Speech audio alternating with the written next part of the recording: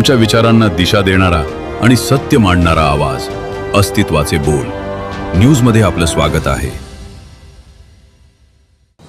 शिवसेना पक्ष आणि निवडणूक चिन्हावरून सर्वोच्च न्यायालयात सुनावणी सुरू आहे.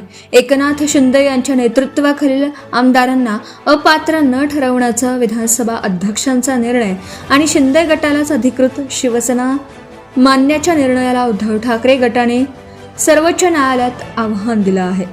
या प्रकरणाची सुनावणी सरन्यायाधीश सूर्यकांत, न्यायमूर्ती जय माल्य बागची आणि न्यायमूर्ती व्ही मोहना यांच्या खंडपीठासमोर होत आहे. आजच्या सुनावणीत ठाकरे गटाचे ज्येष्ठ वकील कपिल सिब्बल यांनी 2018 मधील शिवसेनेच्या पक्ष घटनेचा मुद्दा जोरदारपणे मांडला. पक्षाच्या पदाधिकाऱ्यांमध्ये बदल झाल्यानंतर त्याची माहिती निवडणूक आयोगाला देणं कायद्यानुसार आवश्यक होतं आणि ते आम्ही केलं असा दावा सिब्बल यांनी केला आहे. सिब्बल म्हणाले की 2018 मध्ये पक्ष घटनेनुसार 12 उपनेते नामनिर्देशित करण्यात आले होते, तर 21 उपनेत्यांची निवड झाली होती.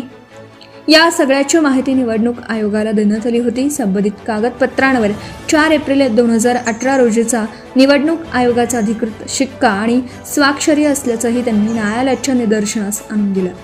मात्र निवडणूक आयोगाकडून ही कागदपत्र नंतर तयार करण्यात आल्याचा दावा केला असल्याचं न्यायालयाने म्हटलं.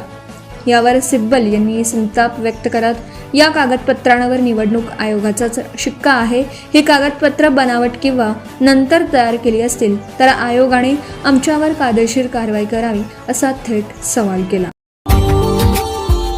Subscribe now and press the bell icon. Never miss an update.